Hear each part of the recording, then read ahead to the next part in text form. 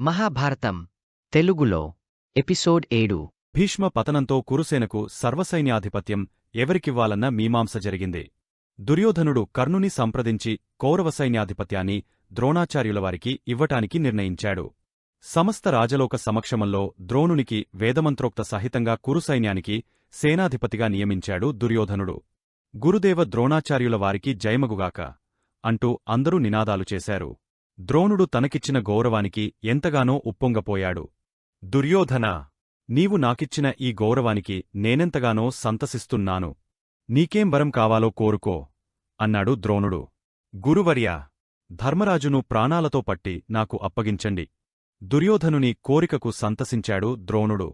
దుర్యోధనా, ధర్మరాజును చంపమని కోరుకోకుండా బంధించి అప్పగించమంటున్నావు. దీనిలో అంతరార్థమేమిటో నాకు తెలియటం లేదు. గురువర్యా, మీరు ధర్మరాజును బంధించి తెస్తే మరలా జూదమాడి అడవులకు పంపిస్తాను. ఈసారి ఆజన్మ వనవాసం పందెంపెట్టి గెలుస్తాను అన్నాడు దుర్యోధనుడు. దుర్యోధనుని దురాలోచనకు ద్రోణుని మనస్సు కొద్దిగా బాధపడింది. సరే దుర్యోధనా, ఇచ్చిన మాట ప్రకారం ధర్మరాజును ప్రాణాలతో బంధిస్తాను. కాని అర్జునుడు నాకు అడ్డురాకూడదు. అర్జునుని అడ్డు లేకుంటే ధర్మరాజును తప్పక బంధిస్తాను. సరేనా? ద్రోణుని వాగ్దానానికి కురుసైన్యం కిలకిలలాడిపోయింది. యుద్ధం ముగిసి విజయం సాధించినంతగా ఆనందపడ్డారు. ఈ విషయంగూడా చారుల ద్వారా విన్నాడు ధర్మరాజు. ఈ వార్త వింటూనే తడబడిపోయాడు. వెంటనే అర్జునుని తనవద్దకు పిలిపించుకుని విషయాన్ని తెలియజేశాడు. అన్నయ్యా, నేను బ్రతికుండగా మిమ్ములను పట్టి బంధించటం అసాధ్యం. ఆ ద్రోణులవారే కాదు, యమునికైనా చేతగాని పని. మీరేమీ భయపడకండి. మీ తమ్ములు జీవించి ఉన్నంతవరకు మిమ్ములను పంతగించి తాకినవారు బ్రతికిబట్ట కట్టలేరన్నయ్యా. ఇక నుండి మీ కంటరెప్పలా మిమ్ముల్ని వెన్నంటి ఉంటాను. దీని గురించి మీరేమీ ఆలోచించకండి. అర్జునుని మాటలతో స్థిమితపడ్డాడు ధర్మరాజు. 11వ రోజునాటి యుద్ధం ప్రారంభమైంది. యుద్ధం మొదలవుతుండగానే ద్రోణుడు రెచ్చిపోయాడు. పాండవ సైన్యాన్ని చెరగటం మొదలుపెట్టాడు. చిత్రవిచిత్ర బాణాలతో సైనికుల్ని భయభ్రాంతుల్ని చేశాడు. ఏనుగుల్ని నరికాడు. అశ్వాల్ని తరిగాడు. మంతా రక్తమయం చేశాడు. రణస్థల అరటితోటను నరికినట్లుగా నరికేస్తున్నాడు ద్రోణుడు. ఆనాటి యుద్ధంలో అందరి లుళ్లలోనూ పడ్డవాడు అభిమన్యుడు. కౌరవ వీరులతో చెడుగుడు ఆడాడు. పౌరవరాజును పరుగులు తీయించాడు. కృతవర్మను గంగవెర్రు లెత్తించాడు. దెబ్బకు దెబ్బగా కురువీరుల్ని నీళ్లు త్రాగించాడు. అర్జునునికి తగిన కొడుకు అనిపించాడు. చెలరేగుతున్న అభిమన్యుని మీదకు సైంధవుడు వచ్చాడు. సైంధవుని రథాన్ని విరచి సారథిని చంపేశాడు. దారి తెన్నూ తెలియక పరుగెత్తిపోయాడు సైంధవుడు. అభిమన్యుని చెల్లాటలు చూచిన శల్యుడు పరుగెత్తుకుంటూ వచ్చి శక్తి ఆయుధాన్ని అభిమన్యుని పైకి విసిరాడు. శల్యుడు విసిరిన ఆయుధాన్ని వడుపుగా పట్టుకుని తిరిగ మరలా శల్యుని మీదకే విసిరివేశాడు అభిమన్యుడు. దానితో శల్యుని సారథి హరి అన్నాడు. పసివాని చేతిలో పరాభవం పొందవలసి వచ్చినందుకు కోపంతో మటమట మండిపోయాడు శల్యుడు. వెంటనే ఉక్కుగదతో అభిమన్యుని మీదకు కలియబడ్డాడు. అది గమనించిన భీమసేనుడు సుడిగాలిలా వచ్చి శల్యునితో తలబడ్డాడు. కొండను కొండ కొన్నట్లుగా కొన్నారు శల్యభీములు. చివరకు భీముడు కొట్టిన దెబ్బకు శల్యుడు మూర్ఛబోయాడు. వెంటనే కృతవర్మ శల్యుని తన రథమీదకు తీసుకుని పోయాడు. యుద్ధరంగమంతా వెదికి ధర్మరాజును పట్టుకున్నాడు. ద్రోణుడు ధర్మరాజుకి సహాయకులుగా ఉన్నవారిని బాణాలతో ఎడాపెడా వాయించేశాడు. ధర్మరాజును రక్షించండి అంటూ అరిచారు సైనికులు. ఈ కేకలు విన్న అర్జునుడు ఆగమేఘాలమీద వచ్చి ద్రోణునితో తలబడి బాణవర్షం కురిపించాడు. 2 చేతులతోనూ బాణాలను గుప్పించి వదిలాడు. ఇదే అదనులో ధర్మరాజు రథం నుండి దుకి తప్పించుకుని అర్జునుని చేరుకొన్నాడు. అర్జునుని సరధాటికి అల్లాడిపోయాడు ద్రోణుడు. అంతలో పొద్దుగ్రుంకింది. యుద్ధం నిలిచింది. ఆనాటి రాత్రి ద్రోణుని కలిశాడు దుర్యోధనుడు. చుచావా దుర్యోధనా, అర్జునుడు నాకు అడ్డురాకుండా ఉంటే ధర్మరాజును సునాయాసంగా నీకు అప్పగించేవాణ్ణి. త్రుటిలో తప్పించుకున్నాడు ధర్మరాజు. తన ప్రయత్నలోపం లేదన్నట్లుగా అన్నాడు. నాకిప్పుడు కావలసింది ధర్మరాజు కాదు, అర్జునుడు. ఏ విధంగానైనా అర్జునుడిని పాండవులకు లేకుండా చేస్తే మనకు విజయం చేకూరినట్లే అంటూ తన మనసులోని కోరికను బయటపెట్టాడు దుర్యోధనుడు. అప్పుడు త్రిగర్తరాజైన సుశర్మ, దుర్యోధనా, అర్జునుని యుద్ధంరంగ నుండి దూరంచేసే బాధ్యత నాది. నా సోదరులతో కలిసి అర్జునుని మట్టుబెడతాను. రేపటి రోజుతో అర్జునుని చంపటమో మేము చావటమో జరుగుతుంది అన్నాడు. హాయిగా ఊపిరి పీల్చుకొన్నాడు సుయోధనుడు. 12వ నాటి యుద్ధం ప్రారంభమైంది. ద్రోణుడు గరుడ వ్యూహాన్ని, పాండవులు మండల వ్యూహాన్ని పన్నారు. యుద్ధ ప్రారంభంలోనే రణరంగానికి దక్షిణ దిక్కున 40,000 రథసేనతో సుశర్మ అర్జునుని కోసం కాచుకుని కూర్చున్నాడు. త్రిగర్తకు చెందిన సైనికులతో పాటుగా మద్రమావేల్లిక, లలిత తుండికేర రాజ్యాల సైనికులు కూడా సుశర్మతో కలిశారు. అర్జునుడు సుశర్మ సైన్యం మీదకు రథాన్ని మరలించాడు. సుశర్మ అర్జునునితో యుద్ధం చేస్తూనే యుద్ధరంగానికి చాలా దూరంగా అర్జునుణ్ణి తీసుకెళ్లాడు. ఇదే అదనుగా భావించి ద్రోణుడు పాండవ సైన్యంపై పంజావిపాడు. భయపడ్డాడు ధర్మరాజు. అప్పటిదాకా నడిచిన యుద్ధం దొమ్మియుద్ధంగా మారింది. ఎవరిని ఎవరు చంపుతున్నారో తెలియరావటంలేదు. మత్స్య కేకయ పాంచాల సైన్యాన్ని పుడిపుడి చేస్తున్నాడు ద్రోణుడు. దిక్కుతోచని పాండవ సైన్యం పరుగులంకించుకుంది. నరకుని కొడుకైన ప్రాగ్జ్యోతిషపు భగదత్తుడు ఐరావతం వంటి మదపు టేనుగునెక్కి భీమునితో కలియబడ్డాడు. భగదత్తుడు ఎక్కిన ఏనుగు మహాయుద్ధ ప్రావీణ్యం కలది. ఏనుగుతోనూ భగదత్తునితోనూ అలుపెరుగక యుద్ధం చేశాడు భీముడు. కురువీరులు పాండవ సైన్యాన్ని ఊచకోతకొస్తున్నారని తెలియగానే అర్జునుడు త్రిగర్తవీరులను వదలి యుద్ధస్థలానికి మధ్యగా వచ్చి చేరుకున్నాడు. భగదత్తుని పరాక్రమం చూచాడు. వెంటవెంటనే భగదత్తుని పై 100 బాణాలను విసిరాడు. పాండవ సైన్యాన్ని చెల్లాచెదురు చేస్తున్న ఏనుగు బాణాల బాధకు మెలికలు తిరిగింది. ఇక సహించలేకపోయాడు భగదత్తుడు. తండ్రి నరకాసురుని నుండి తనకు సంక్రమించిన వైష్ణవాస్త్రాన్ని తీసి అభిమంత్రించి అర్జునుని మీదకు వదిలాడు. వైష్ణవాస్త్రాన్ని గుర్తించాడు. కృష్ణుడు చప్పున లేచి అర్జునునికి అడ్డంగా నిలబడ్డాడు. వైష్ణవాస్త్రం శక్తిహీనమై కృష్ణుని గుండెల్ని తాకగానే పూలహారంగా మారిపోయింది. అర్జునునికి గండం గడిచింది. వైష్ణవాస్త్రం నిష్ఫలం కావటంతో నిరుత్తరుడయ్యాడు భగదత్తుడు. అప్పుడు కృష్ణుడు, అర్జునా, వీడి తండ్రి నరకుడు నాచేత చచ్చాడు. వీడికి నీ చేతిలో చావు రాసిపెట్టి ఉంది. సంకోచించక వెంటనే సంహరించు అన్నాడు. అర్ధచంద్రాకృతిగల బాణం తీశాడు అర్జునుడు. గాండీవాన్ని గట్టిగా పట్టుకుని గురిచుచి బాణం విడిచాడు. భగదత్తుడు ఏనుగుతోపాటుగా పరలోకానికి వెళ్ళిపోయాడు. 500 వీరులతో శకుని తమ్ముళ్ళు వృషకుడు, అచలుడు అర్జునునితో కలియబడ్డారు. వాళ్ళిద్దర్నీ 500 వీరులతో కలిపి అలవోకగా అమ్ములపాలు చేశాడు. 500 గాంధార రథికులతో పాటుగా తమ్ముళ్ళు చనిపోయిన వార్తవిని శకుని మహాపౌరుషంతో అర్జునునితో కలియబడ్డాడు. అప్పుడు అర్జునుడు, మామా, ఇది మాయాజూదం కాదు. నేను ధర్మరాజును కాదు. వెళ్ళు, లేకపోతే నాబాణాలకు నాశనమైపోతావు అంటూ హుంకరించాడు. శకుని భయపడి పరుగెత్తిపోయాడు. పాంచాల వీరులందరూ కూడగట్టుకుని ద్రోణుని మీదకు ఉరికారు. వారింకండగా దృష్టద్యుమ్నుడు నిలబడ్డాడు. దృష్టద్యుమ్న ద్రోణులకు మహాసంగ్రామమే జరిగింది. రెచ్చిన పిచ్చితో యుద్ధం చేశారు ఇద్దరు. కర్ణార్జునులు ద్వంద్వ యుద్ధం చేశారు. నికి కౌరవసేన బాగా నష్టపోయింది. మొత్తానికి ఆనాటి యుద్ధం అలా ముగసింది. పద్మవ్యూహం 13వ దినంనాటి యుద్ధం ప్రారంభమయ్యింది. త్రిగర్తవారినే సంసప్తకులు అని అంటారు. వీరు చంపటానికే కాదు, చావటానికి కూడా వెనుకాడరు. వీరికి సుశర్మ నాయకుడు. గడచిన దినం మాదిరిగానే ఈనాడుకూడా మరలా అర్జునునితో తలపడి ఎలాగైనా అర్జునుని యుద్ధభూమి నుండి దూరం చేయటానికి ప్రయత్నిస్తున్నారు. ద్రోణాచార్యుడు పద్మవ్యూహం పన్నాడు. ఈ పద్మవ్యూహానికి చక్రవ్యూహమని కూడా మరోపేరు. వలయాకారంగా ఉండటం వల్ల దీన్ని చక్రవ్యూహం అంటారు. ఆనాటి రాజలోకంలో పద్మవ్యూహం ఛేదించి నిలువగలిగినవారు భీష్ముడు, ద్రోణుడు, కృష్ణుడు. అర్జునుడు కృష్ణుని కొడుకు ప్రద్యుమ్నుడు మాత్రమే. వీరు తప్ప పద్మవ్యూహాన్ని ఛేదించగల రణధీరుడు, మగవీరుడు లేరుగాకలేరు. ద్రోణుడు పన్నిన పద్మవ్యూహానికి ముందు సింధుదేశపు జయద్రథుడు ప్రధాన రక్షకుడుగా నిలబడ్డాడు.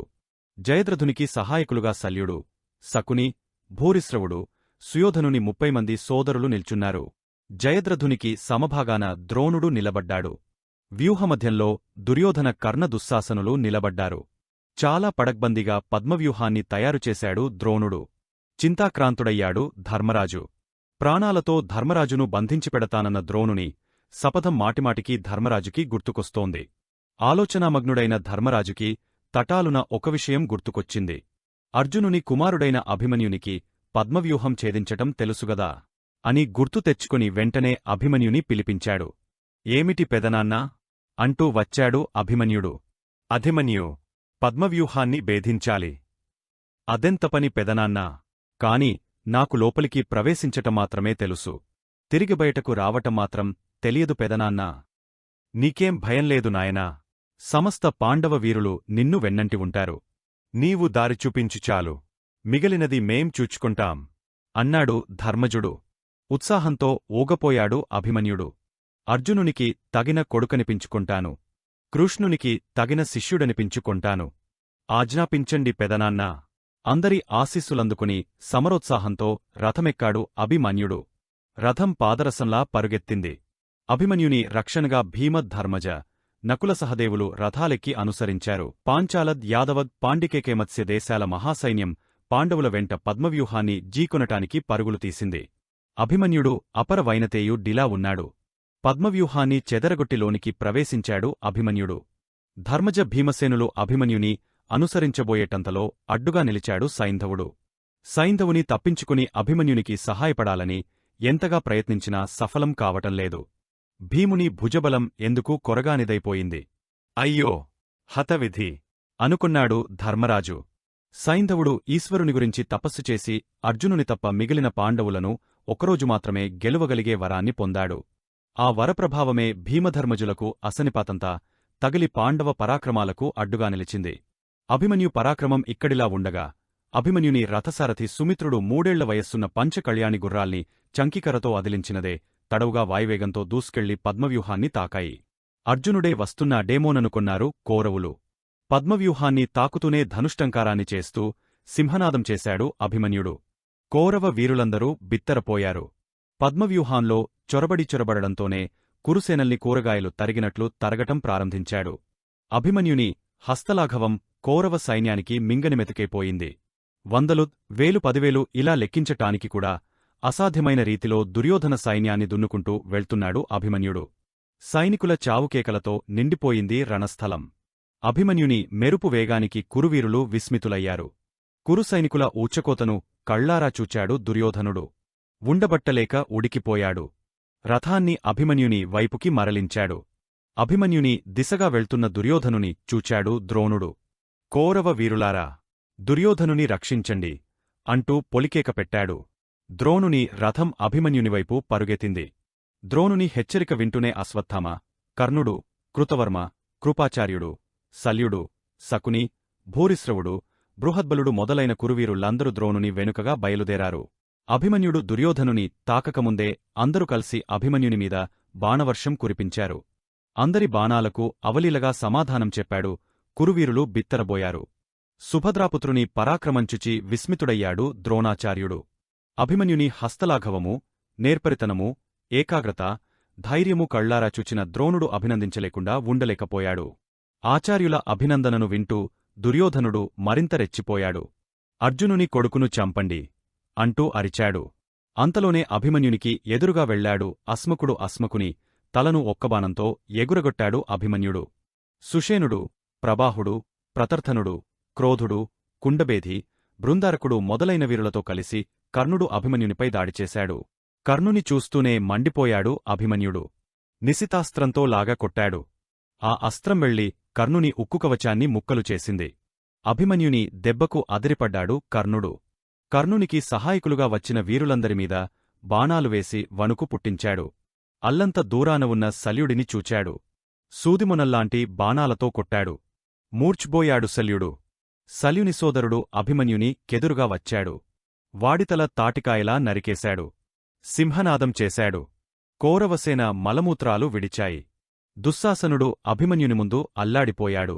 వృషకేతుడు మూర్ఛబోయాడు. శత్రురాజుల తలలతో బంతులాట ఆడుకొన్నాడు అభిమన్యుడు. నమ్మశక్యంకాని పరాక్రమం అతనిది, ఊహకందని యుద్ధ కౌశల్యం అతనిది. రణరంగాన రాటుతేలిన వీరవరుల్ని సైతం విస్మయపరిచిన వీరాభిమన్యుని పరాక్రమం కురువీరులందరినీ కృంగదీసింది. అంతలోనే అభిమన్యునితో దుర్యోధనుని కొడుకు లక్ష్మణకుమారుడు జీకొన్నాడు. ఇద్దరూ హోరాహోరిగా యుద్ధం చేశారు. లక్ష్మణకుమారుని వంటినిండా బాణాలతో కొట్టి గాయాలు చేశాడు అభిమన్యుడు. లక్ష్మణకుమారా, తెలిసి నాతోనే తలపడ్డావు. సరిపరాక్రమవంతుడివి కాకపోయినా నీ సాహసానికి నిన్నభినందిస్తున్నాను. ఇదిగో, ఈ బాణంతో నీ జీవితం పరిసమాప్తి చేస్తున్నాను అంటూ సునిశితబాణాన్ని సంధించి లక్ష్మణకుమారుణ్ణి స్వర్గానికి పంపేశాడు. అంతే. దుర్యోధన కుమారుడు కూలిపోవటం చూచి కలవరపడ్డారందరూ. పుత్రమరణాన్ని కన్నులారా చూచిన కురురాజు అగ్నిపర్వతంలా పేలిపోయాడు. నిలద్రొక్కుకోలేని ఆవేశంతో వణికిపోయాడు. వాడ్ని చంపండి! వాడ్ని చంపండి! అంటూ అరిచాడు. కృతవర్మ, కృపాచార్య, ద్రోణ, అశ్వత్థామ, కర్ణులు ఒక్కుమ్మడిగా అభిమన్యుని చుట్టుముట్టారు. అందరి బాణాలకు సమాధానం చెప్పాడు అభిమన్యుడు. కురువీరులందరికీ అభిమన్యుడు చిక్కుప్రశ్నలా అయ్యాడు. ద్రోణాచార్య, అభిమన్యుని వంచే మార్గం ఆలోచించండి. మీ ఆలస్యం కురుపక్షానికి భరించరాని నష్టం కలిగస్తున్నది అన్నాడు కర్ణుడు. కర్ణా, వీని పరాక్రమం కన్నులారా నీవే చూస్తున్నావుగదా. అర్జునుని మించిన వీరుడు వీడు. వీడినెదిరించటం ఒక్కరివల్ల సాధ్యం కాదు. మనమందరం కలిసి ఒక్కసారిగా ఎదుర్కొంటే తప్ప వీడిని హతమార్చటం కుదరదు అన్నాడు ద్రోణుడు. అధర్మ యుద్ధానికి కర్ణుడు తటపటలాడాడు. కర్ణా, అభిమన్యుడు ధరించిన కవచం చాలా శక్తిగలది. ఒకప్పుడు నేనే అర్జునునికి బహూకరించాను. కృష్ణునియుక్తి, అర్జునుని శక్తి వీడికి వచ్చాయి. ఈ స్థితిలో కురు సేనాధిపతిగా నేను అధర్మయుద్ధానికి దిగక తప్పదేమో. కురుమహాసైన్యాధిపతి ద్రోణాచార్యుని కుటిలనీతికి, దమనయుద్ధానికి కురు వీరులందరూ తలలాడించారు. అందరూ కలిసి ఒక్కుమ్మడిగా అభిమన్యుని చుట్టుముట్టారు. అధర్మయుద్ధానికి సిద్ధమయ్యారు. ద్రోణాచార్యుడు రథాస్వాలను కూల్చాడు. కర్ణుడు ధనస్సును త్రుంచేశాడు. కృపాచార్యుడు రథసారథిని చంపేశాడు. పాపం! అభిమన్యుడు విరథుడయ్యాడు. అదే అదనుగా అశ్వత్థామ, కృతవర్మ, శకుని, శల్యుడు అభిమన్యునిమీదకు విరుచుకుపడ్డారు. డాలు, కత్తి తీసుకుని అభిమన్యుడు గరుత్మంతునిలా ఎగరి అందరినీ గరికీలు కొట్టించాడు. ద్రోణుడు అభిమన్యుని డాలుని ఎగరగొట్టాడు. 6 అతిరథుల్ని ఒంటరిగా ఎదిరించటానికి సిద్ధపడ్డాడు అభిమన్యుడు. సమయస్ఫూర్తితో అక్కడ పడివున్న రథచక్రాన్ని తీసుకుని కురువీరులందరి బాణాలను తప్పించుకుంటూ కొంతసేపు యుద్ధం చేశాడు. ఆ రథచక్రంకూడా బాణధాటికి తుత్తునియలు అయ్యింది. వెంటనే అక్కడ దొరికిన గదాయుధం తీసుకుని అశ్వత్థామమీదకు ఉరికాడు. భయంతో అశ్వత్థామ రథంచాటుగా దాక్కున్నాడు. అశ్వత్థామ రథాన్ని, గుర్రాలను ముక్కలు ముక్కలు చేశాడు. అంతలో ద్రోణాచార్యుడు వాడిబాణంతో అభిమన్యుని కుడిచేతిని నరికేశాడు. అభిమన్యుని కుడిచేయి ద్రోణుని బాణానికి బలైపోయింది. నిస్సహాయుడైవున్న అభిమన్యునితో దుశ్శాసనుని కొడుకు కలియబడ్డాడు. తెగపోయే రక్తముబుకుతున్న కుడిభుజాన్ని అదుముకుంటూనే ఎడమచేతితో దుశ్శాసనుని కొడుకుమీదకు తిరగబడ్డాడు అభిమన్యుడు. అక్కడున్న కురువీరు లందరూ అభిమన్యుని అసహాయ పరాక్రమాన్ని చూస్తూ తెల్లబోయారు. దుశ్శాసనపుత్రుడు అర్జునుని పుత్రుడు కొంతసేపు హోరాహోరీగా పోరాడి ఇద్దరూ ఒకేసారి తెలివితప్పి పడిపోయారు. అంతలోనే తెలివి తెచ్చుకున్న దుశ్శాసనుని కొడుకు మూర్ఛబోయి ఉన్న అభిమన్యుని తలమీద గద తీసుకుని గట్టిగా కొట్టాడు. అంతే! అభిమన్యుని ప్రాణవాయువులు అనంతంలో కలిసిపోయాయి. పాండవ వీరయువ కిశోరం కన్నుమూసింది. దిక్కులు దద్దరిల్లచేసిన పెనుతుఫాను ఒక్కసారిగా ఆగపోయింది. మిట్టమధ్యాహ్నంలో సూర్యుడు అస్తమించినట్లుగా అయింది. అంతటితో ప్రొద్దువాలిపోయింది. యుద్ధం ఆగపోయింది. ధర్మరాజు గుండెలు కొట్టుకుంటూ ఏడ్చాడు. వళ్ళు తెలియని దుంహకంతో భీమసేనుడు పిచ్చివాడయ్యాడు. పాండవగుడారాల్లో విషాదం నిండిపోయింది. పాండవవీరులందరూ అభిమన్యుని పార్థివశరీరాన్ని చూడటాని కెళ్లారు. అతని శరీరం అంగుళానికొక గాయం అయివుంది. తలపగలిపోయి చూడటానికే వికృతంగా రక్తపు ముద్దలా పడివున్నాడు. అతి చిన్న వయసులో అందరినీ గడగడలాడించి అమరలోకం చేరిన అభిమన్యుని చూచి అందరూ దుంహకించారు. ధర్మజుని దుంహకానికంటూ అంతేలేదు. చిన్నవాడని తెలిసి పద్మవ్యూహానికి పంపించి తప్పుచేశాడు ధర్మరాజు. కురువీరులు అందరూ ఏకమై అభిమన్యుని ఆయువు తీస్తారని ఊహించలేదు. సుభద్రకు తన ముఖం ఎలా చూపించగలడు? అర్జునునికేమని సమాధానం చెప్పగలడు? రాజ్యకాంక్షకు పాండవవంశోద్ధారకుని నేనే నాశనం చేసుకొన్నాను అంటూ పొర్లి పొర్లి దుంహకించాడు. సరిగ్గా అదే సమయానికి వ్యాస మహర్షి అక్కడికి వచ్చాడు. ధర్మజుడు వ్యాసుని పాదాలమీదపడి కన్నీరు మున్నీరుగా విలపించాడు. స్వాంతన వాక్యాలతో ధర్మజుని శాంతింపచేశాడు వ్యాసమహర్షి. ఇక్కడిలా ఉండగా కురుక్షేత్రానికి దక్షిణదిక్కున సుశర్మతోనూ సంసప్తకులతోనూ నిర్విరామంగా పోరాడి విజయలక్ష్మితో మరలివస్తున్న అర్జునుని ఎడమకన్ను అదిరింది. అశుభ శకునాలు కనిపించాయి. మనస్సు కీడును శంకించింది. రథసారథ్యం చేస్తున్న కృష్ణునితో తననుమానం వ్యక్తం చేశాడు. బావా! వాసుదేవ! ఈ క్షణం నాకెందుకో అశుభ సూచకంగా ఉంది. ఎడమకన్ను, ఎడమభుజం అదురుతున్నాయి. మా అన్న ధర్మజుని కౌరవులు బంధించి ఉంటారేమోనని ఆతురతగా ఉంది. మనవారికి ఏం జరిగిందోనని ఆందోళనగా ఉంది కృష్ణా! అదిగో మనశిబిరాల వైపు చూడు. సూర్యాస్తమయమైపోయినా మనశిబిరాల్లో ఇంకా దీపాలు వెలిగించలేదు. రథాన్ని త్వరగా వెళ్లనివ్వు తొందరచేశాడు అర్జునుడు. అర్జునుడు వేస్తున్న అనుమానపు ప్రశ్నలంటికి సమాధానం చెప్పకుండా మౌనంగా రథాన్ని పాండవగుడారానికి నడిపించాడు కృష్ణుడు. రథం శిబిరం చేరుతుండగానే గభాలున రథం నుండి దుకి ధర్మజుని గుడారంవైపు వడివడిగా నడిచాడు అర్జునుడు. పాండవయోధులందరూ దున్హఖ తప్తులై ఉండటం గమనించాడు. అందరి యోధుల మధ్యగా ధర్మరాజు తలవంచుకొని కూర్చొని ఉన్నాడు. అన్నయ్యా, ఏమిటి? అందరూ విషాదంగా ఉన్నారెందుకని? ఎవరికి ఏం జరిగింది? అర్జునుని ప్రశ్నకెవరూ సమాధానం చెప్పలేదు. అందరినీ పరికించి చూచాడు. అభిమన్యుడు తప్ప అందరూ కనిపించారు. అభిమన్యుడెక్కడ? అర్జునుడు అభిమన్యుని గురించి అడగ్గానే బావురమన్నాడు. ధర్మరాజు పరిస్థితి అర్థమైంది అర్జునునికి. తడబడుతూ తడారిన గొంతుతో అడిగాడు ధర్మరాజుని. అసలేం జరిగింది? ఎలా జరిగింది? నా అభిమన్యుడు మాట్లాడలేకపోయాడు. ఉబికివస్తున్న కన్నీరు వత్తుకుంటూనే చెప్పాడు. ధర్మజుడు, నీవు సుశర్మతో యుద్ధం చేస్తూ కురుక్షేత్రానికి దూరంగా వెళ్ళిపోయావు. ద్రోణాచార్యులవారు అభేద్యమైన పద్మవ్యూహాన్ని పన్నారు. మాకెవరికీ పద్మవ్యూహ ప్రవేశం తెలియదుగదా. అభిమన్యు సహాయంతో పద్మవ్యూహాన్ని భేదించాలని ఆలోచించాం. అభిమన్యునికి అండగా మేమందరం వెళ్లాం. అద్వితీయ పరాక్రమంతో కురువీరులను అందరినీ హడలగొట్టాడు. కర్ణ, అశ్వత్థామలు భయపడి దాక్కున్నారు. ఆచార్య ద్రోణులు అభిమన్యు పరాక్రమానికి మ్రాన్పడిపోయారు. 10,000కు మించి కురువీరుల్ని చంపేశాడు. నీ కొడుకు పరాక్రమానికి నిలువలేక కురువీరులందరూ కలిసి అభిమన్యుని ఒక్కనిచేసి ప్రాణాలు తీశారు. అర్జునా, నేను చచ్చిపోయినా బాగుండేది. నావల్లనే పాండవ యువసింహం ప్రాణాలు పోయాయి. నేనే కారకుడిని అర్జునా. ఈపాపిని నీ కత్తితో పొడిచి చంపేయ్. నేనిక బ్రతకను అంటూ క్రిందపడి ఏడ్చాడు. పసివాడిని వీరులందరూ కలిసి ఒంటరిని చేసి బాణాలు గుప్పుతూ ఉంటే మీరందరూ ఏం చేస్తున్నారు? చేతులు ముడుచుకొని కూర్చున్నారా? ఆడంగవారిలా చోద్యం చూస్తుండిపోయారా? అందరివంకా చూస్తూ అన్నాడు. మనవీరులందరూ అభిమన్యునికి అండగా వెళ్లారు. కాని ఈశ్వర వరప్రభావంతో సైంధవుడు అడ్డుపడి మనవీరులను లోనికి వెళ్లనీయకుండా చేశాడు. ఆ సైంధవుడే అడ్డుపడకుంటే అభిమన్యుడిలా అయ్యేవాడు కాదు.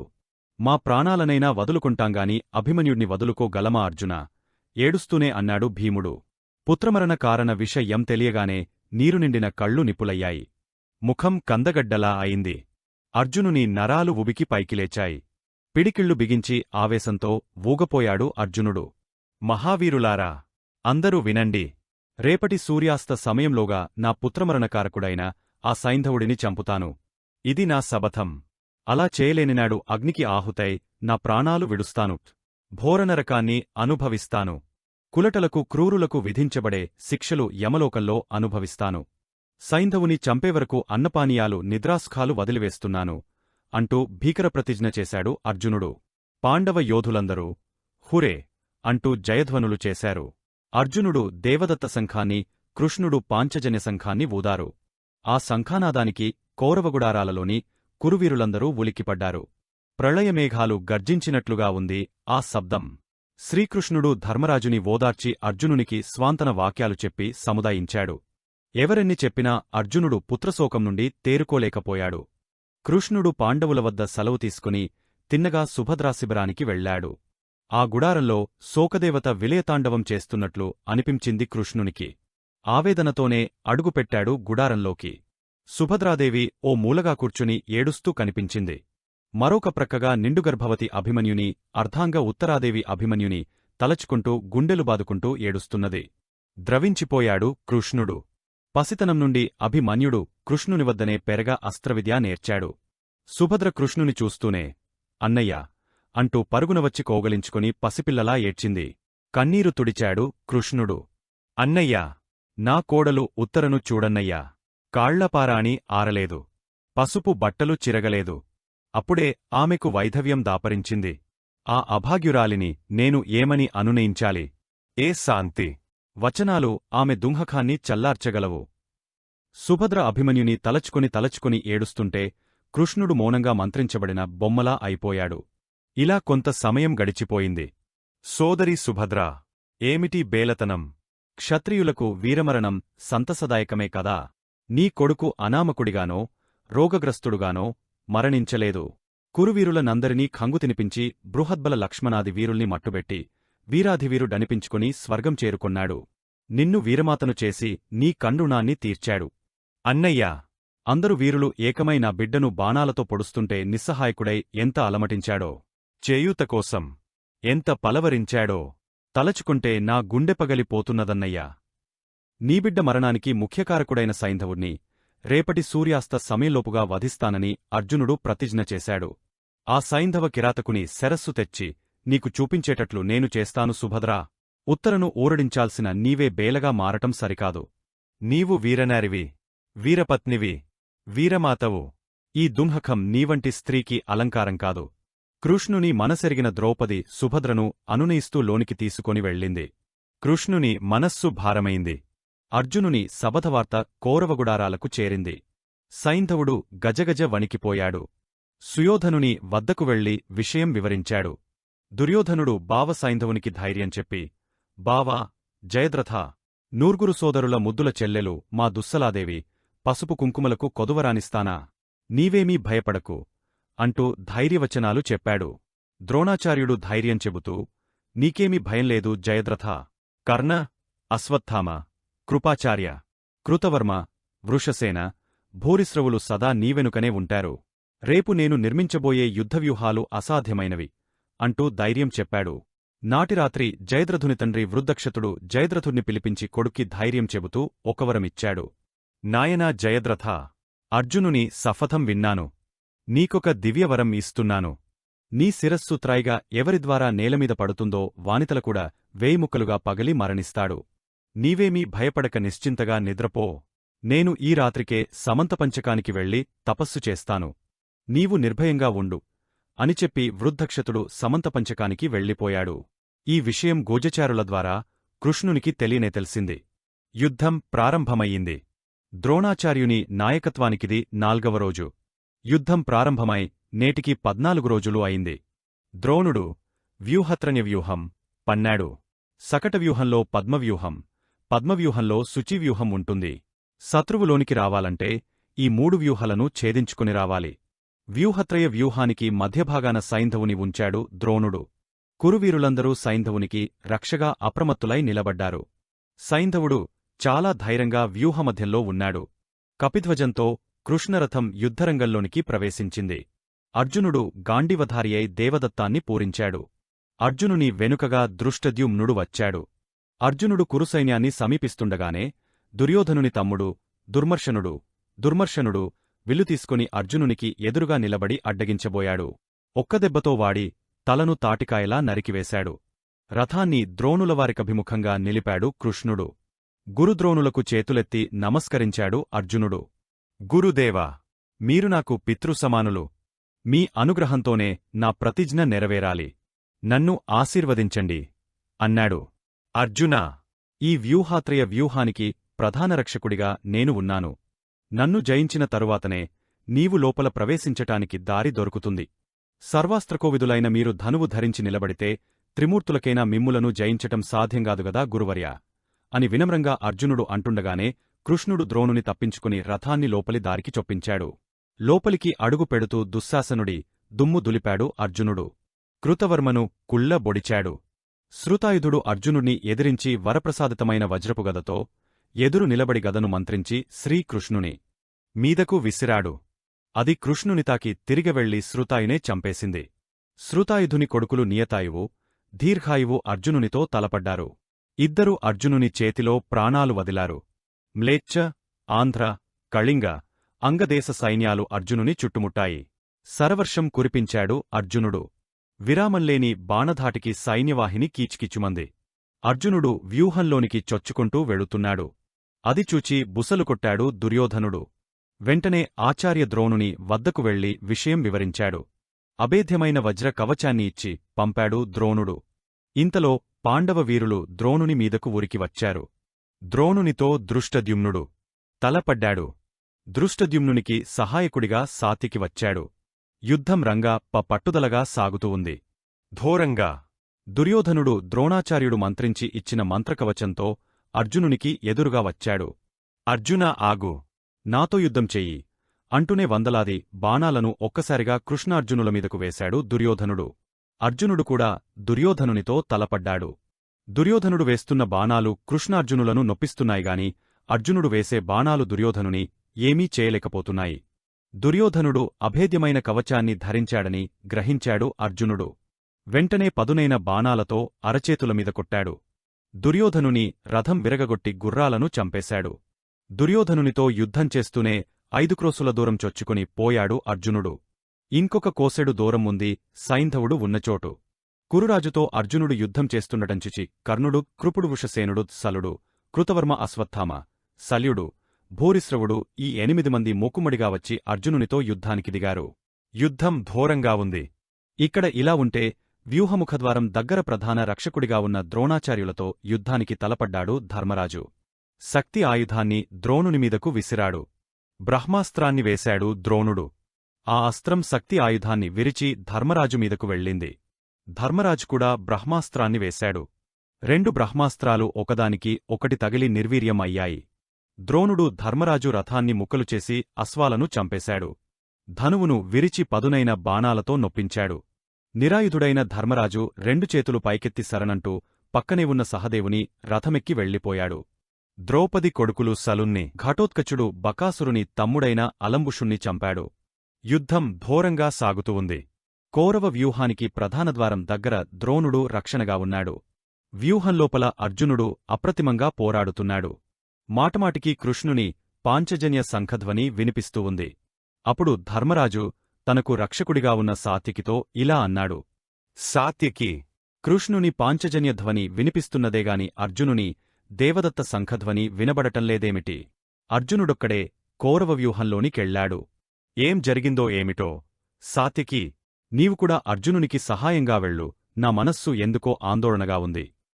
ధర్మజా, కృష్ణుడు తోడుండగా అర్జునునికి ఏమీ కాదు. ద్రోణాచార్యుడు మిమ్ముల్ని బంధించి దుర్యోధనునికి అప్పగస్తానని చేసిన ప్రతిజ్ఞ మరిచారా? మీరక్షణ కోసమే నేను ఇక్కడ ఉండాలి. తప్పదు. సాత్యకి, అసాధ్యమైన నీ వీరత్వం, నీ శౌర్యం ఇప్పుడు నాకంటే అర్జునునికే ఎక్కువ అవసరం అనుకుంటున్నాను. నన్ను రక్షించటానికి ఇక్కడ చాలామంది వీరులు ఉన్నారు. దయచేసి అర్జునునికి సహాయంగా నీవెళ్లక తప్పదు. తొందర చేశాడు ధర్మరాజు. ధర్మజుని కోరిక మేరకు సాత్యకి అర్జునునికి సహాయకుడిగా వెళ్లాడు. కౌరవ వ్యూహానికి ప్రధాన రక్షకుడిగా ఉన్న ఆచార్యునికి నమస్కరిస్తూ వ్యూహంలోనికి చొచ్చుకుపోయాడు. ధర్మరాజు ఇంకా వ్యాకులపడుతూనే ఉన్నాడు. కురువీరులందరూ కలిసి అభిమన్యునితో పోరినట్లుగానే అర్జునునితో కూడా మూకుమ్మడి యుద్ధం చేస్తారేమోనని తత్తరపడిపోతున్నాడు. భీమసేనుడిని కూడా అర్జునుడి రక్షణార్థం పంపించాడు. భీమసేనుడు అనితరసాధ్యమైన ద్రోణవ్యూహంలోనికి ప్రవేశించబోయి ఆచార్య ద్రోణుడిని చూచి ఆగపోయాడు. ఏం భీమసేనా, రక్షకుడిగా నేనుండగా ఈ వ్యూహాంలోనికి నీవు ప్రవేశించలేవు. కావాలంటే వినయంగా నమస్కరించి తలవంచితే నిన్ను లోనికి వెళ్లటానికి అనుమతిస్తాను అన్నాడు ద్రోణుడు. ఆచార్యవర్యా, మీరు మాకు గురువులు, పితృసమానులు, మీకు నమస్కరించి తలవంచటంలో తప్పులేదుగాని ఇది యుద్ధరంగం, ఇక్కడ గౌరవ మర్యాదలకు స్థానం లేదుగదా. భీమసేనా, నన్ను కాదని నీవు వ్యూహంలోనికి ప్రవేశించలేవు. అంతేనా గురుదేవా? అంతే. ద్రోణునిమీద కోపంతో ఒక్కసారిగా 1000 ఏనుగుల బలం తెచ్చుకొన్నాడు. ద్రోణుని రథాన్ని ఎత్తిపట్టుకుని గరగర త్రిప్పి ఆకాంసలోనికి విసిరాడు. రథంలోనుండి క్రిందకు దూకాడు ద్రోణుడు. ఇదే అదునుగా భీమసేనుడు వ్యూహంలోనికి చొచ్చుకుపోయాడు. కురుమహాసేనానికి ప్రాణాపాయం తప్పింది. అర్జునునికి అండగా సాత్యకి భీమసేనులు వ్యూహంలోనికి ప్రవేశించా రన్నవార్త దుర్యోధనునికి తెలిసింది. ద్రోణాచార్యుల సహాయం లేకుండా అర్జున సాత్యకి భీమసేనులు మహావ్యూహంలోనికి ప్రవేశించటం అసాధ్యం. మహాసేనాధిపతిగా ఉండికూడా ఆచార్యులవారు అన్యాయం చేస్తూ పాండవ పక్షపాతం ప్రదర్శిస్తున్నారని ఆలోచించాడు. పట్టరాని కోపం కురుసైన్య మహాసేనానిగా మీ కర్తవ్యం మరచిపోతున్నారేమోనని అనిపిస్తున్నది. సుయోధనా, నీవేదో ఆవేశంలో ఉన్నట్లున్నావ్. నా కర్తవ్యం నేనెన్నడూ మరువలేదు. నీవు నన్ను నమ్మావు. నమ్మినవారికి ద్రోహం చెయ్యటం ద్రోణునికి ఇంతవరకు తెలియదు. నేను వ్యూహరక్షణ వదలి అర్జున సాత్యకి భీమసేనులతో యుద్ధానికి దిగివుంటే వ్యూహం చెదిరిపోయి పాండవ సైన్యం వ్యూహంలోనికి ప్రవేశిస్తుంది. సైంధవ సంహారం అర్జునునికి సుగమం అవుతుంది అన్నాడు ద్రోణుడు. గురువర్యా, నన్నేం చేయమంటారిప్పుడు? వ్యూహంలోనికెళ్లిన అర్జునుడు సైంధవుణ్ణి సమీపించకుండా చూడు. వ్యూహరక్షకునిగా నేనిక్కడ ఉండవలసిన అవసరం ఎంతైనా ఉంది. అర్జునుడు వంటింటి కుందేలుగా చిక్కాడు. నీవెళ్ళి వానిపని చూడు.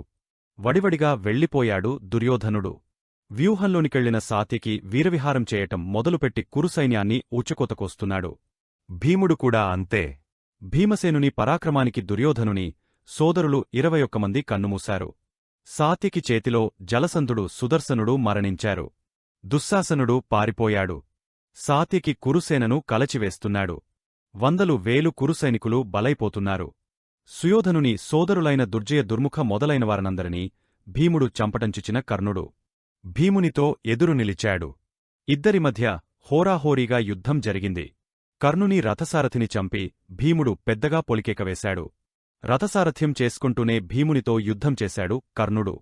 చిట్టచివరకు నిరాయుధుడుగా కర్ణుని చేతికి దొరికిపోయాడు భీముడు. కోపంతో భీముడ్ని చంపబోయాడు. తల్లికిచ్చిన మాట గుర్తొచ్చింది. ఒరేయ్ తిండిపోతు భీముడా! నీకెందుకురా యుద్ధం? కడుపునిండా తిని కంటినిండా నిద్రపోక యుద్ధరంగానికొస్తావా? పోరా పో! ప్రాణాలు దక్కించుకుని పారిపో! అంటూ భీముడ్ని అవమానించి వదిలిపెట్టాడు కర్ణుడు. సాత్యకి అవిశ్రాంతంగా యుద్ధం చేస్తున్నాడు. క్రమక్రమంగా సాత్యకి భుజశక్తి సన్నగిల్లుతూ ఉంది. ఇదే సమయంలో భూరిశ్రవుడు సాత్యకిని ఎదుర్కొన్నాడు. ఇద్దరి రథాలు విరిగపోయాయి. ఇద్దరి సారథులు మరణించారు. దాంతో ఇద్దరు కత్తులు తీసుకొని ద్వంద్వయుద్ధానికి దిగారు. సాత్యకి అలసిపోయాడు. భూరిశ్రవుడు సాత్యకిని క్రిందకు పడద్రోసి కత్తి పైకెత్తుతూ సాత్యకి నేటితో నీపని సరి అంటుండగా ఆ దృశ్యాన్ని చూచాడు కృష్ణుడు. అర్జునా! సాత్యకిని రక్షించు అంటూ కృష్ణుడు చెబుతుండగానే గాండీవానికి ఎక్కుపెట్టి ఉంచిన బాణాన్ని భూరిశ్రవుని మీదకు విడిచిపెట్టాడు. సాత్యకిని పట్టి చంపటానికి ఎత్తిన చేతిని నరికివేసిందా బాణం. అప్రతిభుడయ్యాడు భూరిశ్రవుడు. కత్తిపట్టిన కుడిచేయి భుజం వరకు తెగపోయి శరీరమంతా రక్తంతో తడిసిపోతున్నా లెక్కచేయకుండా భరించలేని అక్కసుతో అర్జునుని సమీపించి ఒరేయ్ అర్జునా! సాత్యకితో యుద్ధం చేస్తున్న నా చేయి నరుకుతావా? ఈ అధర్మ ప్రబోధన చేసిందెవరు? ఈ కృష్ణుడేనా? థూ! మహావీరుడవై యుండికూడా అధర్మానికి పాల్పడతావా? అంటూ ఈసడించాడు. భూరిశ్రవా! ధర్మాధర్మ విచారణ సమయం కాదిది. అలసివున్న సాత్యకిని అదనుచుచి చంపబోయావు. సాత్యకి నావాడు. నావారిని రక్షించుకోవటం నా ధర్మం. ఒక ధర్మం కోసం మరొక ధర్మాన్ని త్యజించలేను. అభిమన్యుని ఒక్కనిచేసి మీరందరూ కలిసి చంపలేదా? ఆ పాపఫలితం నీవు అనుభవించావు. నీకోసం పుణ్యలోకం ఎదురుచూస్తన్నది. నీకు సద్గతి లభించాలని కోరుకుంటున్నాను అన్నాడు అర్జునుడు. భూరిశ్రవుడు మరుమాటాడలేదు. నేలమీద కూర్చుని ప్రాయోపవేశానికి సిద్ధమై కళ్ళు మూసుకొన్నాడు. అప్పటివరకు జరిగిన ప్రసంగాన్ని విస్మయంగా వింటున్న సాత్యకి క్రిందపడి ఉన్న కరవాలాన్ని తీసుకుని కనులు మూసుకుని శ్వాసను స్తంభించి మరణోన్ముఖుడై క్రింద కూర్చుని ఉన్న భూరిశ్రవుని మీదకెళ్లాడు. కృష్ణార్జునులు భీమ అశ్వత్థామలు ఎంతగా వారిస్తున్నా వినకుండా ప్రాణాయామ స్థితిలో ఉన్న భూరిశ్రవుని తలను ఒక్క వేటుతో నరికివేశాడు సాత్యకి. ఉభయ పక్షాల వీరులందరూ సాత్యకిని ఎంతగానో నిందించారు. సాత్యకి భీమసేనులు సహాయకులుగా అర్జునుడు సైంధవ వధకు సిద్ధమయ్యాడు. దుర్యోధన కర్ణశల్యకృప అశ్వత్థామ వృషసేనులు సైంధవ రక్షణకు సిద్ధమై ఉన్నారు. సూర్యాస్తమయం కావస్తున్నది. ఈ కొద్ది సమయంలో సైంధవ వధ సాధ్యం కాదేమోనని కృష్ణుడు సందిగ్ధంలో పడిపోయాడు. బావా అర్జునా! సూర్యాస్తమయానికి ఇంకొద్దిసేపు మాత్రమే సమయం ఉంది. ఈ కాస్త వ్యవధిలో మనం సైంధవుని సమీపించటం అసాధ్యమని నాకు అనిపిస్తున్నది. కృష్ణా! మరి నా ప్రతిజ్ఞ మాటేమిటి? అర్జునా! నేనొక మాయాజాలం ప్రదర్శిస్తాను. నా సుదర్శనంతో సూర్యకాంతికి అవరోధం కల్పించి చీకటి పడేట్లు చేస్తాను. సూర్యాస్తమయం జరిగిందన్న భ్రాంతితో నియమప్రకారం యుద్ధం నిలిచిపోతుంది. ఇదే అదనుగా నీవు సైంధవుని వధించు. మరొక మార్గంలేదు అంటూ సుదర్శన చక్రంతో కురుక్షేతాన్ని చీకటిమయం చేశాడు కృష్ణుడు. సూర్యాస్తమయంతో యుద్ధం ఆగిపోయింది. సూర్యాస్తమయంలోపుగా సైంధవుని చంపుతానని అర్జునుడు చేసిన ప్రతిజ్ఞ నెరవేరనందుకు కురువీరులందరూ సంతోషించారు. అర్జునుడు ప్రాణత్యాగం చేస్తాడని, ఎలా ఆత్మత్యాగం చేస్తాడో చూడాలని సైంధవుడు ఊబలాటంతో తన రథం ఎక్కి నిలుచుని నిక్కినిక్కి చూస్తున్నాడు. సైంధవుని గమనించాడు కృష్ణుడు. అర్జునా! అడుగో సైంధవుడు! వెంటనే గాండీవాన్ని సంధించు. సైంధవుని వధించు అని కృష్ణుడు ఆదేశించిందే తడవుగా అర్జునుని గాండీవం నుండి ఒక దివ్యాస్త్రం వెళ్లి సైంధవుని తలను తరిగేసింది. కృష్ణుని సుదర్శనం సూర్యునికి అడ్డుతొలగటంతో చీకట్లు మాయమయ్యాయి. సూర్యుడు ఇంకా అస్తమించలేదని అప్పటికిగాని తెలియలేదందరికి. కౌరవులందరూ అన్యాయం అన్యాయం అంటూ అరిచారు. విజయగర్వంతో పెద్దగా పొలికేక వేశాడు భీముడు. భీముని పొలికేక విన్న పాండవ సైన్యం విజయోల్లాసంతో కేరింతలు వేసింది. అర్జునా! సైంధవుని తలనేలమీద పడకుండా చూడు. దివ్యాస్త్రాన్ని సంధించి ఆకాంక్షలోనే నిలబడేట్లు చూడు అన్నాడు కృష్ణుడు. కృష్ణుడు చెప్పినట్లే చేశాడు అర్జునుడు. అర్జునా! ఈ సైంధవుని తండ్రి వృద్ధక్షతుడు సైంధవునికి ఒక వరాన్ని ఇచ్చాడు. ఎవరిపల్ల సైంధవునితల నేలమీద పడుతుందో మరుక్షణంలోనే వానితల పగిలిపోవాలని వరఫలితం. కాబట్టి ఆ వృద్ధక్షతుడు ఇక్కడి సమంతకపంచకం సమీపంలో తపస్సు చేస్తున్నాడు. ఈ సైంధవుని శరస్సు వెళ్లి ఆ వృద్ధక్షతుని ఒడిలోపడేట్లు చూడు ఆజ్ఞాపించాడు కృష్ణుడు. అర్జునుడు వెంటనే ఈశ్వర ప్రసాదితమైన పాశుపతమహాస్త్రం తీసి నమస్కరించి ఆకాశాన బంతిలా ఎగురుతున్న సైంధవుని శిరస్సుమీదకు ప్రయోగించాడు. మహిమాన్వితమైన ఆ పాశుపతం సైంధవుని శిరస్సును తీసుకుని వెళ్లి వృద్ధక్షతుని ఒడిలో ఉంచి మాయమైంది. కనులు మూసుకుని పద్మాసనం వేసుకుని ఉన్న వృద్ధక్షతుడు త్రుళ్ళిపడుతూ ఒడిలోపడ్డ రక్తసిక్తమైన శిరస్సు సైంధవునిదిగా తెలియక తీసిదూరంగా విసిరివేశాడు. తన కొడుక్కి తానుగా ఇచ్చిన వరం తనకే ముప్పుగా పరిణమించి తలపగలి చచ్చిపోయాడు వృద్ధక్షతుడు.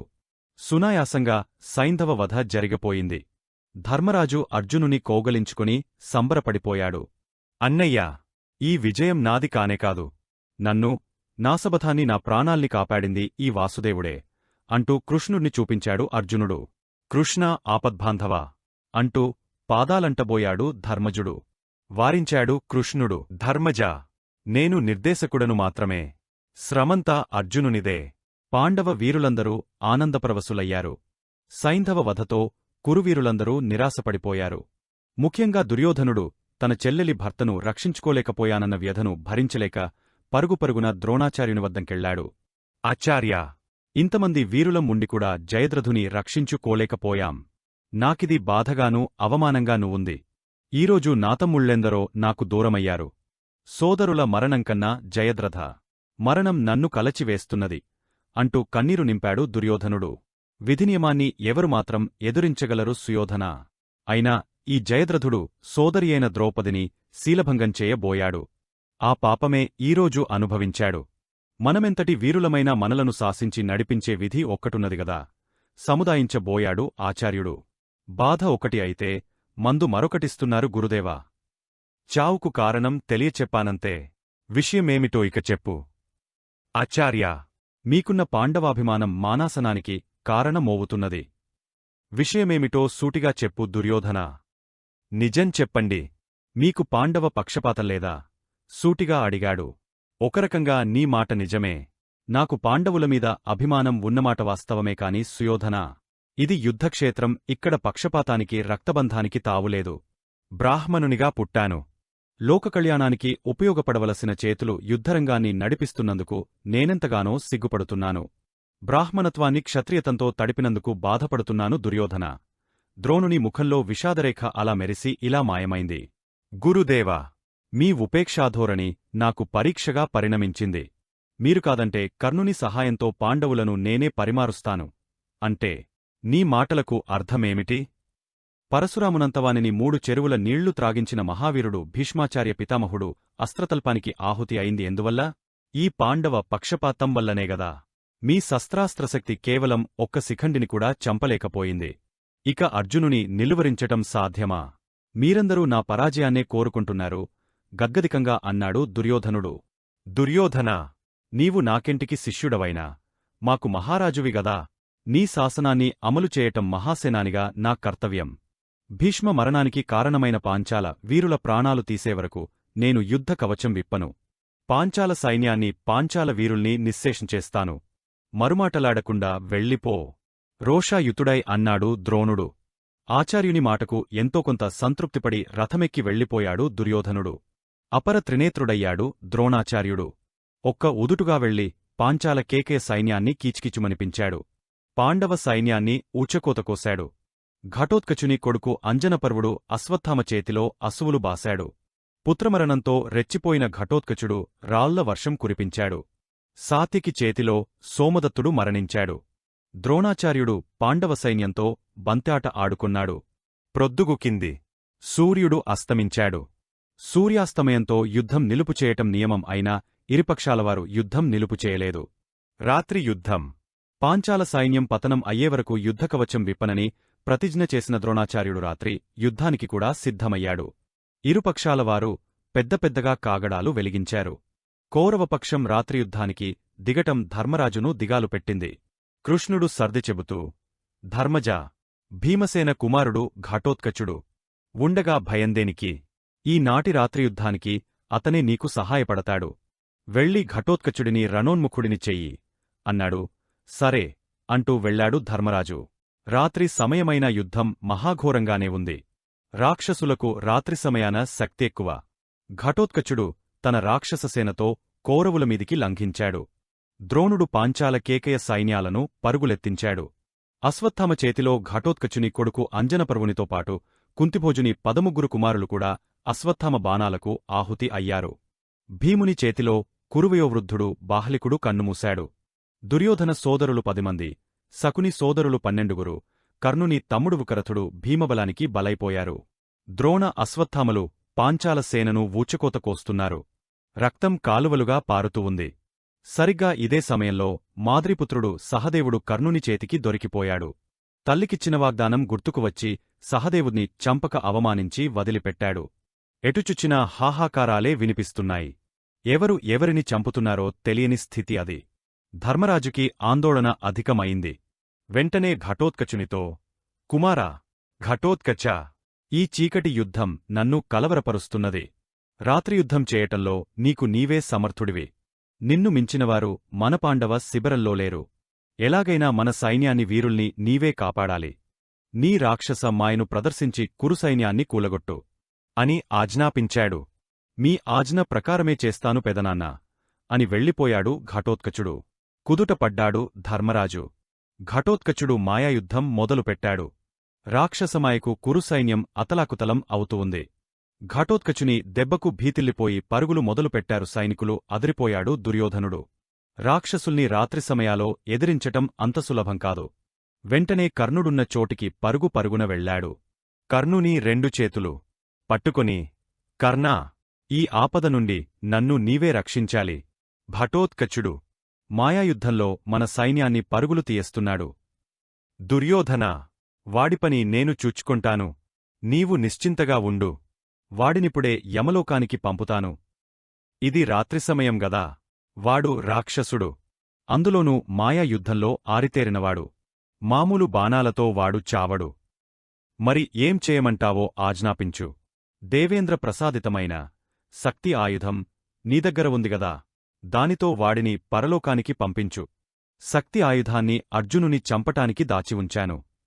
రేపటి అర్జునునికన్నా ఈనాటి మన సైన్యాలను మింగివేస్తున్న ఈ ఘటోత్కచుడే నాకు ముఖ్యం. దయచేసి ఆలోచించక శక్తి ఆయుధాన్ని ప్రయోగించి వాడిని చంపు. కాస్త కఠినంగానే అన్నాడు రారాజు. తప్పదంటావా మిత్రమా? తప్పదుగాక తప్పదు మిత్రమా అన్నాడు దుర్యోధనుడు. కర్ణుడు దుర్యోధనునికి ఎదురు చెప్పలేకపోయాడు. అర్జునుని కోసమే అని ఇంతకాలమూ భద్రపరచుకున్న శక్తి అస్త్రాన్ని తీసుకున్నాడు. కనులకు అద్దుకుని అభిమంత్రించి ఘటోత్కచునిమీద ప్రయోగించాడు. ఘటోత్కచుడు మహాపర్వతంలా నేలకొరిగపోయాడు. శక్తి ఆయుధం ఘటోత్కచుని చంపి అదృశ్యమైంది. కురుసైన్యం సంతోషంతో కేకలు వేశారు. ఘటోత్కచుని మరణవార్త వింటూనే ధర్మరాజు మూర్ఛబోయాడు. మూర్ఛనుండి తేరుకుని, భీమసేనకుమారా, ఘటోత్కచ అంటూ భోరు భోరున విలపించసాగాడు. విషయం తెలుసుకున్న కృష్ణుడు ధర్మరాజును అనునయించాడు.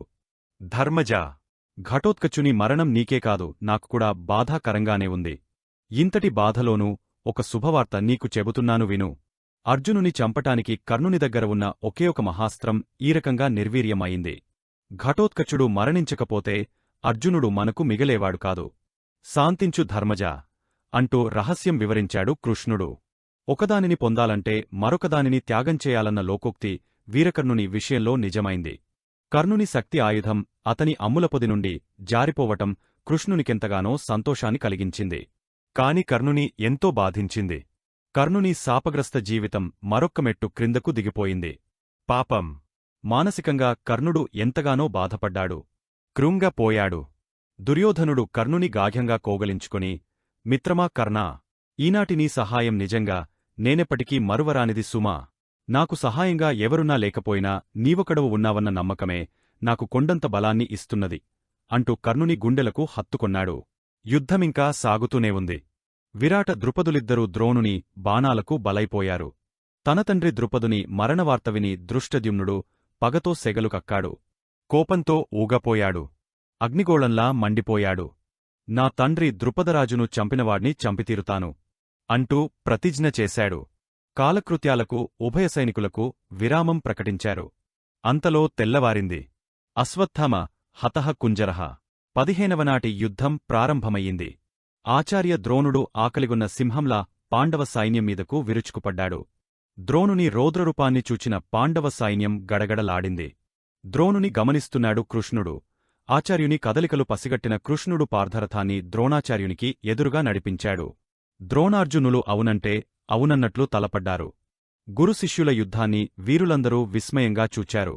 బ్రహ్మాస్త్రానికి బ్రహ్మాస్త్రం, దివ్యాస్త్రానికి దివ్యాస్త్రం, ఆగ్నేయాస్త్రానికి ఆగ్నేయాస్త్రం ఎవరికెవరు తగ్గకుండా అస్త్రాలు విసురుతున్నారు. నిమిషానికి రెచ్చిపోతున్న ద్రోణుడు అర్జునునికి ముచ్చెమటలు పుట్టిస్తున్నాడు. ద్రోణాచార్యుని ప్రతిభాపాటవాలు తెలిసిన కృష్ణుడు సారథ్యం నుండి తప్పుకుని ధర్మజుడున్న చోటుకి వడివడిగా వెళ్లాడు. ధర్మజా, గురుదేవుని చూచావా? ఈ స్థితిలో ఆయన్ని అడ్డుకోవటం రుద్రునికి కూడా అసాధ్యం. అర్జునుడు 2 చేతులతో బాణాలు గుప్పిస్తున్నా సునాయాసంగా ప్రతిఘటిస్తున్నాడు చూడు. ద్రోణాచార్యుని రణరంగం నుండి తప్పించకపోతే మనకిక మనుగడలేదు. మరి ఏమిటి కర్తవ్యం కృష్ణా? అమాయకంగా అడిగాడు ధర్మరాజు. కృష్ణుడు కొద్ది క్షణాలు ఆలోచనలో పడ్డాడు. ధర్మరాజు, భీమసేనుడు కృష్ణుని వంకే చూస్తూ ఉన్నారు. సరిగ్గా అదే సమయానికి అశ్వత్థామ అనే మదపుటేనుగు కృష్ణుని కళ్లబడింది. మెరుపులాంటి ఉపాయం తట్టింది కృష్ణునికి. ధర్మజా, ద్రోణాచార్యుని రణరంగం నుండి దూరం చేయటానికి ఒకే ఒక మార్గం ఉంది. దానిని నీవే చేయాలి. అశ్వత్థామ మరణించాడని ద్రోణునికి తెలియచేయాలి. యుద్ధ సమయంలో వినరాని మాట వింటే ద్రోణుడు అస్త్రసన్యాసం చేస్తాడు. ఇంతకు మించిన మరొక మార్గం నాకు కానరావటంలేదు. వాసుదేవా, పితృసమానుడైన గురువుతో అసత్యపు వార్త చెప్పటం నావల్ల కాదు. మరేదైనా తరుణోపాయం ఆలోచించి నన్ను రక్షించు ప్రాధేయపడ్డాడు ధర్మజుడు. అన్నగారి అసహాయతకు మండిపడ్డాడు భీముడు. ధర్మజా, సత్యనిష్టకు ధర్మ విచక్షణకు యుద్ధరంగంలో చోటులేదు. నీవు చేయలేని పని నేను చేస్తాను అంటూ ద్రోణుని వద్దకు వెళ్లాడు భీముడు. ద్రోణాచార్య, అశ్వత్థామ చచ్చిపోయాడు అంటూ అరిచాడు. భీముని సత్యశీలతనెరిగిన ద్రోణుడు భీమునివంక కోపంగా చూస్తూ, పోరా, వదరుబోతా, అశ్వత్థామను ఎవరూ చంపలేరు అన్నాడు యుద్ధం చేస్తూనే. తన ఎత్తుపారనందుకు సిగ్గుపడుతూ ధర్మరాజు వద్దకు వచ్చి, ద్రోణాచార్యుడు నామాట నమ్మటంలేదు అన్నాడు తలవంచుకొని. ఏం చేయాలో పాలుపోలేదు ధర్మజునికి. భీమసేనుడు ధర్మజునివంక తినేసేటట్లు చూస్తున్నాడు.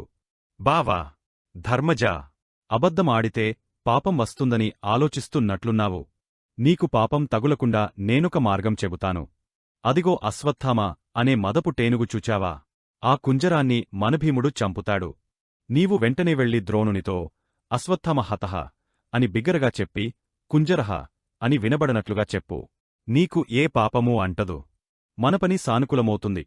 ధర్మరాజు సందేహిస్తూనే అంగీకరించాడు. భీమసేనుడు అశ్వత్థామ అనే మదపుటేనుగును చంపేశాడు. ధర్మరాజు ద్రోణాచార్యుని సమీపించి చేతులెత్తి నమస్కరిస్తూ, అశ్వత్థామహతః అని బిగ్గరగా అరిచాడు. కుంజరహ అని అంటుండగానే కృష్ణుడు పాంచజన్య సంఘాన్ని 2 చేతులతో పట్టుకుని బహుబిగ్గరగా ఊదాడు. ద్రోణునికి అశ్వత్థామ హతహన్నటం వినబడిందిగాని కుంజరహ అనేది వినబడలేదు. ఒక్కగానొక్క కొడుకు అశ్వత్థామ మరణించాడన్న వార్త ధర్మజుని నోటితో వినబడగానే అవాక్కైపోయాడు ద్రోణుడు. చేతిలోని ధనువు అప్రయత్నంగా జారిపోయింది. శరీరంలోని నరనాడులన్నీ స్తంభించిపోయాయి. గుండెలయ తప్పింది. సమస్త విశాల విశ్వం అసంబద్ధంగా, అబద్ధంగా తోచింది. చేతిలోని ధనస్సును, భుజానికి కట్టుకున్న తూనీరాలను దూరంగా విసిరివేసి రథంలోనే కూర్చుని నవనాడులను బంధించి ప్రాణాయామం చేస్తూ యోగముద్రకు దిగాడు. ద్రోణాచార్యుడు అస్త్రసన్యాసం చేసిన విషయం వింటూనే ద్రుపదుని కొడుకు దృష్టద్యుమ్నుడు చేతకత్తితో పరుగెత్తుకుంటూ వచ్చి ద్రోణుని రథం ఎగరెక్కాడు. ద్రోణాచార్యుడు ప్రాణాయామంలోనే ఉన్నాడు. కనులు మూసుకొని ప్రాణాయామ స్థితిలోనున్న ద్రోణుని జుట్టుపట్టుకుని క్రిందకు పడవేసి చేతనున్న పదును కత్తితో తల నరికివేశాడు దృష్టద్యుమ్నుడు. కురుపాండవ సైన్యాలు శివశివ అంటూ కళ్ళు మూసుకున్నారు. దృష్టద్యుమ్నుని దుమ్మెత్తిపోశారు. ధర్మరాజును నిందించారు. ఏదేమైనా కురుకుల ఆచార్యుడు కాలగర్భంలో కలసిపోయాడు. ఒక ధ్రువతార కనుమరుగైపోయింది. భోరుభోరున విలపించాడు అశ్వత్థామ. పాండవులను, పాండవ సైన్యాన్ని నామరూపాలు లేకుండా నాశనం చేస్తా అంటూ ఏడుస్తూనే నారాయణాస్త్రాన్ని తీశాడు. అభిమంత్రించి ఆ మహాస్త్రాన్ని పాండవుల మీదకి వదిలాడు. అప్పుడు కృష్ణుడు, పాండవ వీరులారా, సైనికులారా, మనమీదకి వస్తున్నది నారాయణాస్త్రం, అందరూ ఆయుధాలు క్రిందవదిలి నమస్కరించండి. శరణన్నవారిని నారాయణాస్త్రం ఏమీ చేయదు అంటూ బిగ్గరగా అరిచాడు. పాండవవీరులు సైనికులు కృష్ణుని ఆదేశాన్ని పాటించారు. నారాయణాస్త్రం శాంతించి చల్లబడిపోయింది. నారాయణాస్త్రం శాంతించిందే కాని అశ్వత్థామ శాంతించలేదు. నారాయణాస్త్రం వృధా కావటంతో ఆగ్నేయాస్త్రాన్ని పాండవ సైన్యం మీదకు ప్రయోగించాడు. ఆ మహాస్త్రం నిప్పులవాన కురిపించింది. పాండవ సైన్యం హాహాకారాలు చేసింది. సుమారుగా ఒక అక్షౌహిణీ పాండవ సైన్యం ఆగ్నేయాస్త్రానికి బలైపోయింది. అర్జునుడు బ్రహ్మాస్త్రాన్ని ప్రయోగించి ఆగ్నేయాస్త్రాన్ని నిర్వీర్యం చేశాడు. అశ్వత్థామ బాధాతప్త హృదయంతో రథందిగి తలవంచుకుని తండ్రి మరణాన్ని పదేపదే తలచుకుంటూ యుడడాభూమి నుండి బయటకు నడిచాడు. ప్రొద్దుగుకింది. యుద్ధం ఆగపోయింది. తరువాత ఏం జరుగుతుంది అనేది నెక్స్ట్ వీడియోలో చూద్దాం. మా వీడియో మీకు నచ్చినట్టు అయితే లైక్ చేయండి, షేర్ చేయండి. ముఖ్యంగా సబ్స్క్రైబ్ చేసుకోవడం మరచిపోకండి. మీ సలహాలు సూచనలు ఏమైనా ఉంటే కామెంట్ చేయండి. సోషల్ మీడియాలో ఫాలో అవ్వండి. ఆదిపర్వం, సభపర్వం, అరణ్యపర్వం, విరాటపర్వం మరియు భీష్మపర్వం PDF కింద డిస్క్రిప్షన్లో ఉంది, డౌన్లోడ్ చేసుకోండి. ముందు వీడియోస్ చూడకపోతే కింద లింక్స్ ఉన్నాయి, చూడండి.